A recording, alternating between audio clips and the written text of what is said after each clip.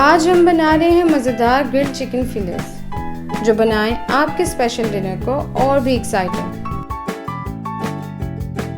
سب سے پہلے چکن کو میرینیٹ کرنے کے لیے 2 ٹیبل سپون دہی، 1 T spoon lemon juice, 1 table spoon لہسن پیسٹ، 1 ٹی اسپون ادرک paste, ½ T spoon martial foods red chilli powder, 3/4 T spoon گرم مسالہ، حسب ضرورت ہری مرچ کی پیسٹ، 1 ٹی اسپون فریش کٹا ہوا دھنیا، 3/4 T spoon martial food salt اور 1 ٹیبل اسپون مکھن شامل کریں اور اچھے سے مکس کریں۔